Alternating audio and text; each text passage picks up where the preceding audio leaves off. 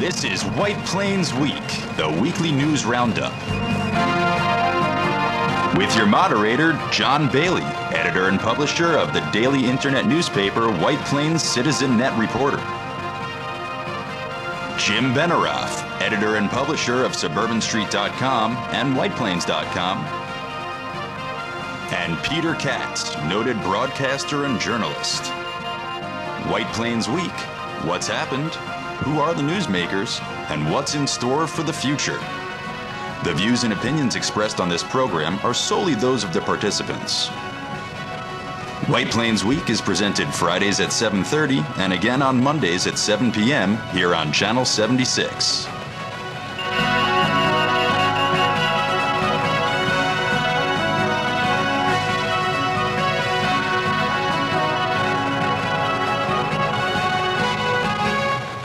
Now, White Plains Week.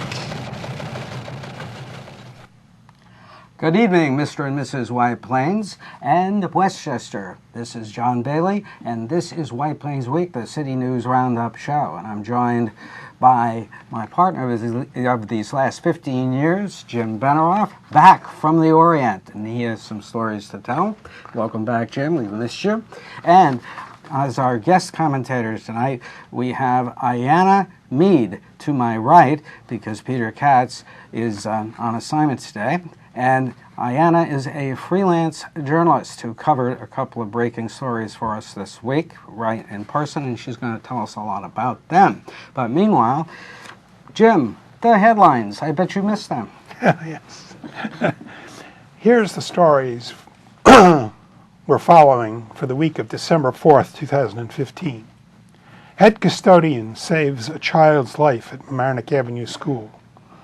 Janet DeFiore, Westchester County District Attorney, selected by Governor Cuomo to be Chief Judge of the New York State Court of Appeals. Sheldon Silver, convicted on all counts. Grid Properties unveils plans for the Shoals property to Common Council. Will have pictures. Good Counsel property on North Broadway is sold to mystery developer.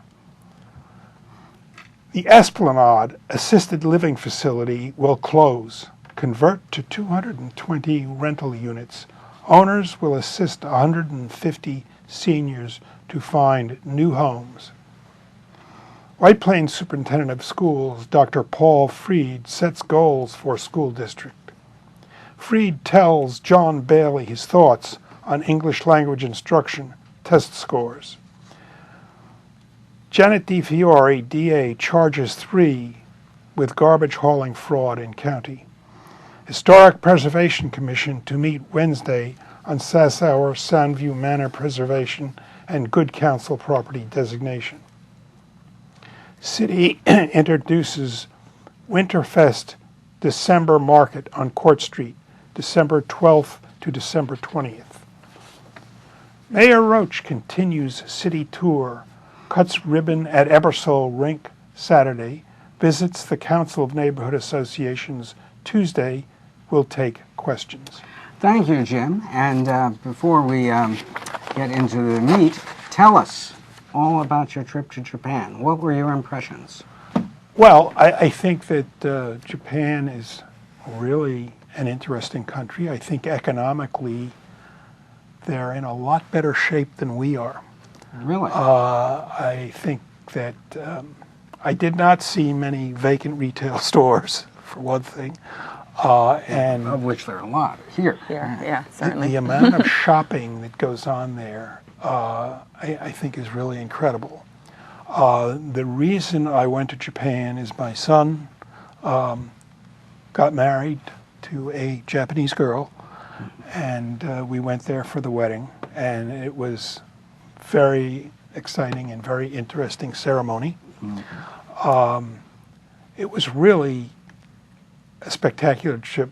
My oldest son and his wife and my two grandchildren went along also, and they were real troopers, and I think had a really great time. The whole trip was really fantastic. Right. You've now covered China and Japan.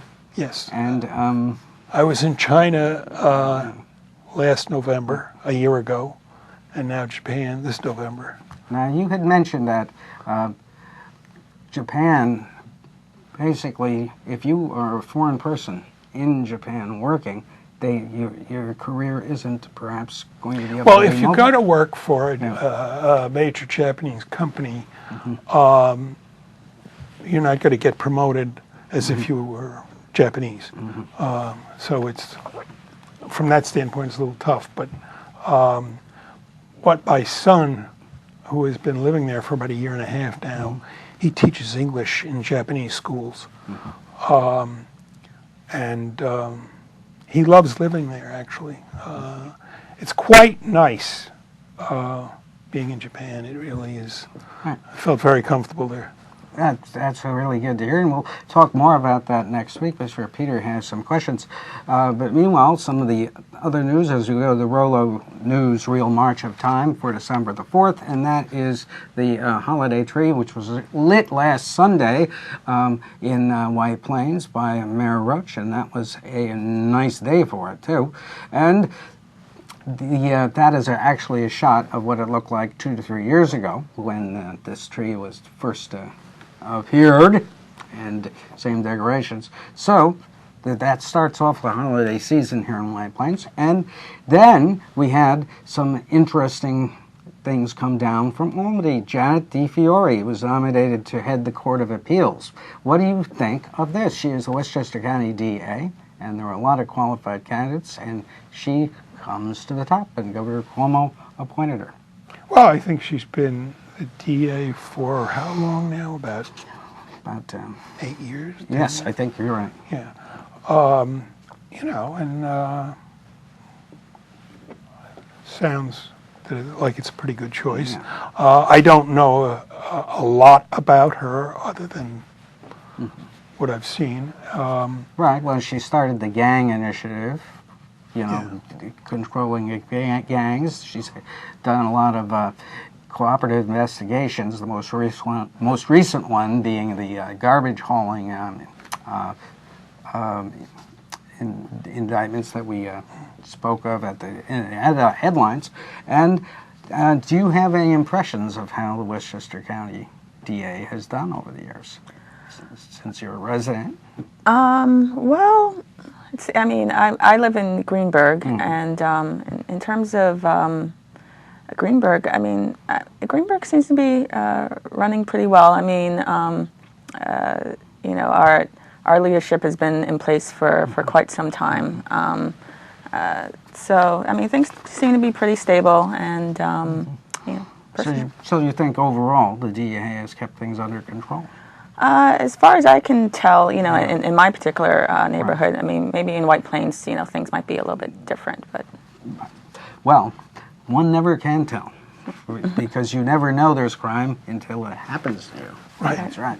Now, Grid Properties announced plans for the Shoals property to the Common Council. Here's a picture of the Common Council when they met on Monday evening. And Jim, you are not familiar with this because you were out of the country at the time. And Ayanna Mead covered it for White Plains Citizen and Reporter. Ayanna, take us through it. Okay, so Monday night I attended a meeting at the mayor's office where Grid Properties gave a presentation of what they plan to do with the old Shoals car dealership property. And that's at the corner of Maple Ave and Post Ave, and it runs from Lexington to Rathbun Avenue. It's about 4.2 acres. And so basically, the meeting was with the Common Council, and all the council members were there, and as well as the mayor. And basically, they presented their ideas for the site, which is to create a... That's the site in the book. Yeah, and that's the site that you see on the slide. Basically, what they want to create is what we would call like a fitness mall. So they want to bring in a number of independent fitness providers or health clubs. So small boutique-size health clubs. They don't want to have a big, storefront or one, fitness health club at one end of the mall. They want to bring in, a number of different types of fitness clubs that would specialize in different areas, such as, a yoga club, and they would also have, a kickboxing club, and any number of different types of fitness clubs sitting right next to each other, so that anybody visiting this mall would have a choice of what type of fitness activities or type of studio that they would want to go to. And then, what is this building coming up? And then at one end of the site, they plan to have what they call a mill house type of building, or this type of brick facade building that would be differentiated from the architecture of the rest of the construction site, which would be more of a modern type of style. That's on the post-rate side. Right. And then on Maple Avenue. On Maple Avenue, they propose 12 townhouses, and these would be rental units. And so this is the picture, or the what they plan for them to look like. But actually, the Common Council wasn't too keen on this particular design. They wanted something a little bit more graduated in height, because it's kind of a level design. So that's what they're asking them to look at another site in Tarrytown as an example of good design on this particular initiative. Yeah. And this is an interior mall, an intriguing concept. Right. So this is the health club design. And they would have, the health clubs would share, a common area inside, and they would also have an area outside that they would have access to. And in the common area, they would have juice bars and other, and wearables, boutiques that people could visit. Right. Jim, what do you think? I think it's an interesting concept. I'm inclined to agree with the council's comments after looking at the townhouses. If they could graduate the height, I don't know what the project that they talked about in Tarrytown looks like, but I think they could vary it a bit, and I don't know exactly what their market is, who they're going after in terms of tenancy. And that's the residential tenancy. They've already been marketing it, they said, and said they say there's quite a lot of interest in the physical fitness companies around the country in it, because I don't think something like this, I've never heard of something like this. Now, you're a health club aficionado. You've been to health clubs, the YM, and the one out at the... Now, what do you think? Would you be interested in something like this? Or is this mainly for the young at heart? Don't really know. I don't know. No, I think anybody would be interested in it. I mean, I think it'd be, it would certainly appeal to millennials, but it could also appeal to, the empty nesters, so to speak. Anybody who's interested in health and fitness, I'm sure would want to take advantage of a facility like this, where you have so many different types of fitness options in one place. Combining equipment, instruction, in-store tours, and entertainment. So it might actually have a fairly high appeal to, let's say, healthy retirees. Yes, right. Well, it would give them, I don't know if they'd go for the kickboxing, but there'll be retail stores on the site as well. There'll be regular retail outlets outward facing as well. Did they give you any indication of what type of retail they were looking at? Restaurants too. I think they're looking mostly at smaller boutique types of outlets, retail outlets, as well as maybe furniture, kind of larger furniture store. Right, and these are the specifications. We could have the slide up of. This is a big project. 720 parking spaces, which will be underground. I think mostly underground, yes, but there'll be some on ground level as well. Yeah, and 50 feet in height, the building, which is, what is that, 5 stories? 5 stories. Yeah. Mm-hmm. So basically, more to come on that. But meanwhile, we go to the shocker of the week, and that is another story that you covered for us, Ayana, and tell us about the Esplanade. Yeah, so the Esplanade is there's actually two buildings that are part of the Esplanade properties. There's one at 95 South Broadway, and there's another one at 4 Lyon Place. The building at 95 South Broadway has existed as a senior living facility for quite some time. And so what this development company is proposing is they're proposing a redevelopment of the building. They're not going to tear down the buildings as such, but they want to totally revamp them and create them into rental apartment type of and mixed use type of building where there'll also be retail space. They're proposing 9,000 square feet of medical office space, 6,750 feet of restaurant space, and 2,100 feet of retail. And this is the buildings that are across from the Pavilion Mall, which are currently also being considered for development into a high-rise rental building and mixed-use retail facility. So what's at question here, what's really needs to be considered is the 150 senior citizen residents that currently live in that facility and will be essentially displaced or kicked out of their what has been their home for quite some time. Transitioned out. Yeah, Yes. If you want to, use a more politically correct, more politically correct word. type of, Right. However, in a press release put out after this was made public on Monday evening, although I had been told this was closing back in August, but no one would confirm it. Mm-hmm. So this may be in the works for some time. Though the question is, what I would think, even though the Esplanade owners are saying they're going to be assisting and giving them 180 days to move out, I think starting about now, they have about 6 months.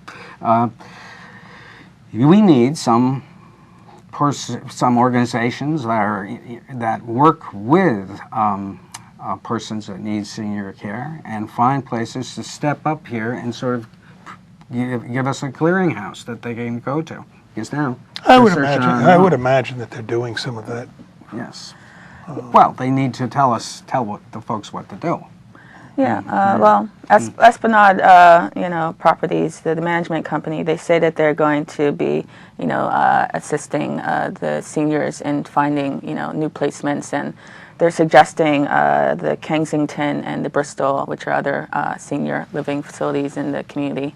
Although I hear those particular facilities are a little bit more costly than the Very Esplanade. pricey. I know the Bristol, I believe, was about $8,000 a month, and and that is really pretty upscale. And persons living in the Esplanade now, I believe, are paying a lot less, but I don't have any actual Figures. rentals. Right now, what do you think of it? This reinvention? Well, I think it's going to be nice. I mean, I'm sure they'll make the building nice. I don't know exactly the market they're aiming at. I think you may have mentioned that in the article. Yeah, I think they're primarily going to be marketing millennials. They're going to have a lot of amenities in the buildings. They want to have, a pool and a yoga facility. And so I think this would cater more towards the younger set. Although, I mean, they do say that, the senior citizens currently living at the Esplanade do have the option of moving into the, refurbished building if they would like to. But they do make it clear that it will not be a senior living facility, and they won't have the same, services that they had previously. Very good point. So this will unfold as it wends its way through the Common Council process. Now, the other thing that happened in the real estate market this week was that the Good Counsel property has been announced as having been sold to a White Plains NB LLC. That's the name of the group. We don't know what their connections are. We have some hunches, but at this point we don't have any details on what this developer has done in the past. And so anyway, they also said in their press release that the chapel is going to be preserved, but the Historic Preservation Commission is going to decide whether to designate that something on that property or what buildings on that property are historically significant. They're holding a hearing on that Wednesday. And Jim, our old friend, Soundview Manor, the lawyer for Soundview Manor is going to present to the Historic Preservation Committee next Wednesday evening. So that should be interesting, don't you think? Yes. Yes, because from what I tell, that property, the actual Soundview Manor, is not in good shape. A member of the family did tell me that the interior is in very bad shape because of a plumbing accident. Now, moving along to education, something always on our minds, and should be perhaps more on our minds, right? Sure. The school board met on November the 9th, and Dr. Freed, this new superintendent of schools, Dr. Paul Freed, presented his goals for the district, and I interviewed him on one of my main questions about goals for the district, and here's what he had to say. Now, you say you are not happy with the assessment scores. You were told the staff to do better. What are we doing? Well, I think that, when we look at our data, right, none of us should be happy. No. We always can do better. And that's my whole premise, right, as an educator, is that we all can be doing better. We all can improve. So we spoke earlier about the student engagement model. The two goals that I bring, and in my opening day remarks, I basically said there are two things that I bring here, and that is a real desire for us to all improve, right? So teacher effectiveness, we want to all become better, and student engagement, we want to involve students in the work, because then if they're involved, they'll do better. So that's what the premise of my educational focuses. So in terms of the data shows us that we need to be doing better. We don't have enough students who are proficient or highly proficient. We still have students who are struggling. And certainly with our English language learners, we don't expect them to come to this country, to walk into our schools speaking no English, and then to be passing, an assessment a couple of years later. It takes longer, we know that. But we have to keep moving forward. And with the student engagement sense of things in our classroom, I think we stand a better chance to move forward at a greater pace. And you can see the rest of our interview with Dr. Paul Freed on next week's People to Be Heard. The studio is getting it to edit, and when they have it ready, it'll be on probably next week, Thursday and Saturday at the usual People to Be Heard time. It's a really good interview. We cover a lot more than just that. But now, let's go to those goals of the district that I mentioned. Here's a slide, a simplified set of goals. The first big thing is they want to implement the learner active technology infused classroom model. They want to upgrade English learners' choices, enhance special needs services, explore college courses at WPHS. They want more outreach to the community, and they're going to hold town meetings on educational issues. And that actually, I think, is a good idea. More so than just seeing the PTA every month. Recruit more aggressively as to the teachers we get, and also restructure human resource management, which who knows what that actually will mean. And then the final one is they're going to enhance school security. Now, I asked them if this meant metal detectors, and he said at this point, no. They want to complete the Eastview project and also start more aggressive recycling. Now, this is a very important Board of Education meeting, which is on the White Plains Schools website for viewing, which I never knew they did this before. But this is has been onwards, but you couldn't find it in the past. So I suggest you go to the website and go to Community Shortcut and go to the Educational Television and click on that, and then go to Videos, and then you'll be able to see that meeting. It's very important. Anyone interested in education in White Plains and what's happening to your children, it's important you see that. Very important show. I can't emphasize that. So, what do you think of some of those goals?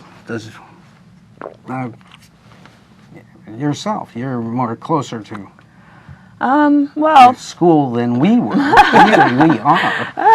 But we learn every day. Not to date myself, but yes. No, of course not. I didn't actually participate in Common Core. I think that came about in 2009, so that was a little bit after, when I was in school. But I mean, like all of these tests that they have implemented right now. I mean, obviously, they're controversial, and the fact that teachers are being, held accountable for the outcomes of their students, it can be problematic, especially when, if the students, if they're problematic students, or, so you can't always, hold the teacher accountable for the outcomes. But. Mm-hmm.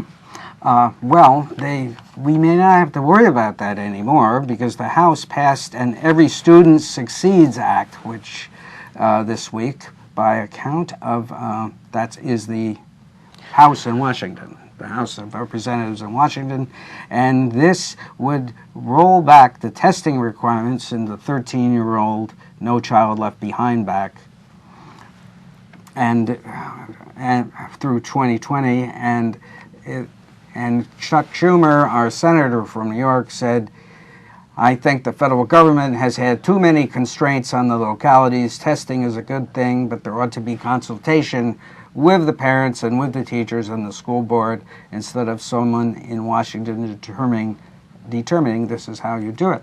And this will go to the Senate this coming week. This is a report from Gannett, but that's important. It means that the education is being turned back to the local level if this goes through.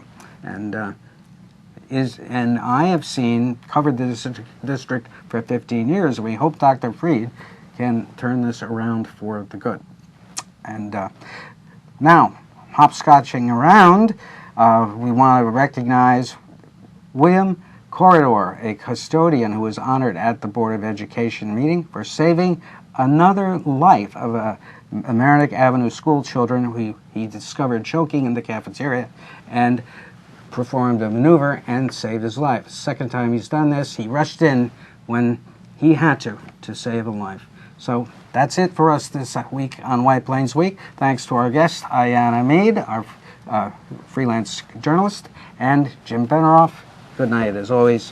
Good night, Peter.